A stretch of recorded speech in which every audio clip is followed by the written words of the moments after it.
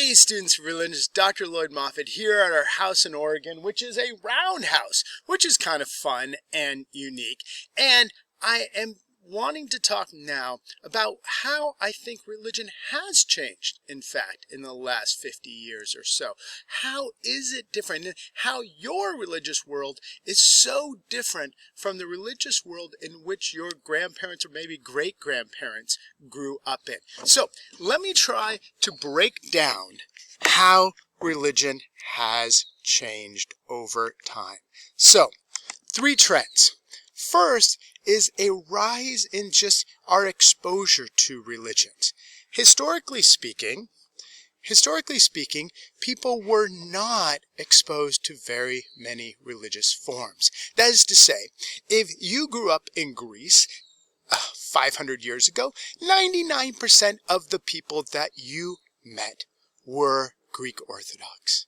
If you grew up in Afghanistan 500 years ago, 99% of the people were Muslim. And in America, up until recently, most religious people in America were some form of Christian or Jewish. Just 98% was one of those two. And so this meant that if you grew up in Tehachapi, you probably were exposed to 5 or 6 different forms of Christianity, and that is about it. People were relatively isolated religiously from each other.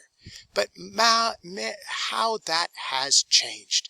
And a lot of it happened in America because of a new Immigration Act in 1965. Now, we don't have time to get into all of immigration history in America, but what you see in around 1920s, a lot of immigration to America ceased and really was privileged towards just white Europeans. In 1965, the Immigration Naturalization Act opened up immigration to all parts of the world to America. And so for the first time, you see a lot of Asians and Africans and South Asians and South Americans moving to America. And this changed the dynamic of religion in America, because when they came to America, they brought with them their religion.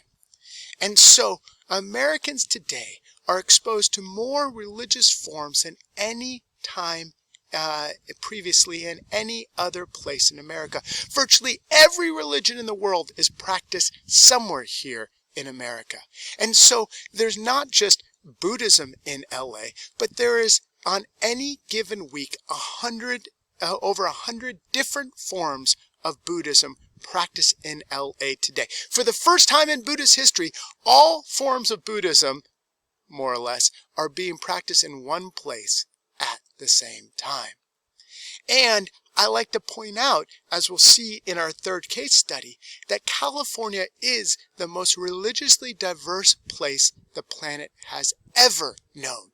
More forms of religion are practiced simultaneously in California today than any place in human history. That is, virtually every religion in the world has some presence here in California. And we can demonstrate this with numbers. If you look at just 1916 to today, the number of Buddhist congregations in California have gone from 11 to 600. The number of mosques have gone from 0 to 250. Baha'i communities from 5 to 220. Hindu from 0 to 131. Sikh gurdwaras from 0 to 60. I mean, if you just go down the list, we have so many different forms of religion here in California. California is the state with the most Buddhists, Taoists, Muslims, Sikhs, Hindus, New Age, pagans, Roman Catholics, and state with second most Jews and Latter-day Saints, Mormons.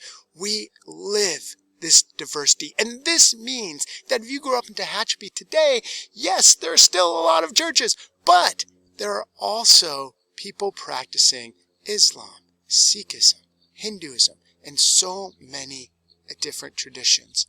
And so this means that California is diverse. Most of America is diverse. And in fact, Silicon Valley is the most diverse place the planet has ever known. If you want to just pinpoint one place, Silicon Valley is incredibly religiously diverse. And there's a second trend. not only are we exposed to so many different religious traditions, but we are traveling so much more. That is, Americans are going abroad, or we have in recent history so many more. I remember when I first started teaching abroad in Australia, and I had all these Cal Poly students, and I was like, hey, the very first day we're doing orientation, I'm like, hey, for how many of you is this the first time outside the United States? And I expected, half or 3/4 of it. Only 2 out of 30 was it their first time out of the United States. Young people are traveling abroad so much more than any other time. And this means that, yes, you get your baklava in Greece and you get to see tons of churches in Europe, but you also get exposed to so many different religious perspectives. And so in a world historically that had been quite isolated from different religions, that's so different now because A, America is so religious and diverse, and B, y'all are traveling throughout the world so much more.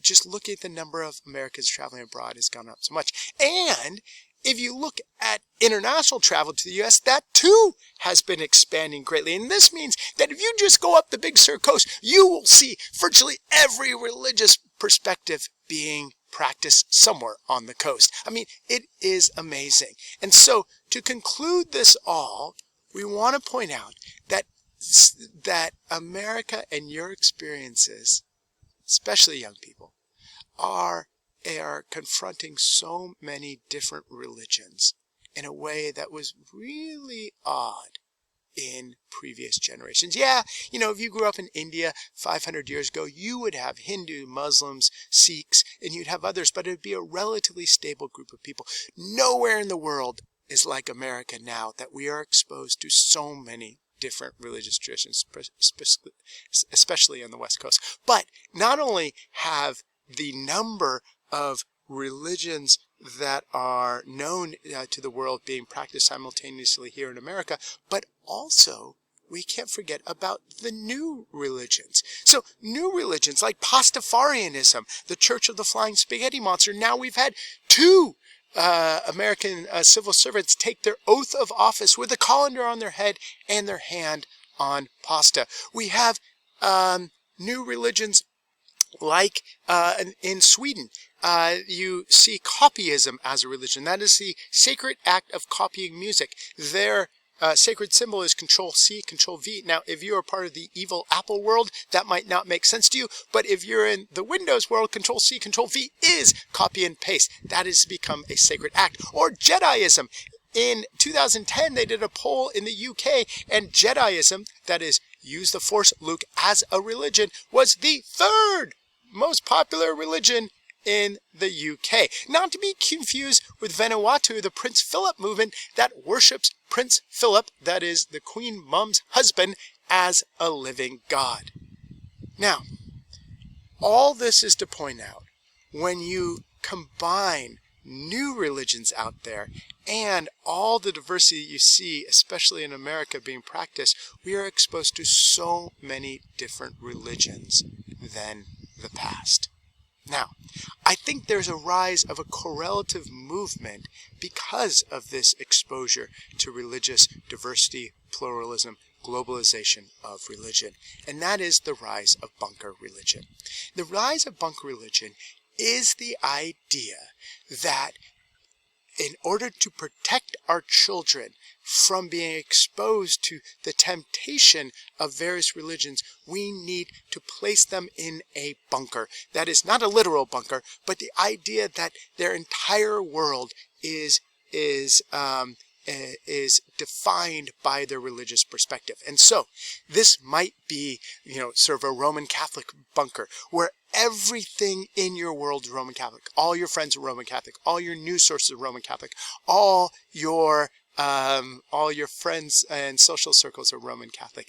This would be a Roman Catholic bunker, or an Islamic bunker, or a evangelical Christian bunker. The idea that because Americans are so and so in touch with so many different religious perspectives, that in order to keep to limit this exposure, we need to protect people. We need to create a bunker around us so that our only influences are our religions. And why does the rise of bunker religion come about?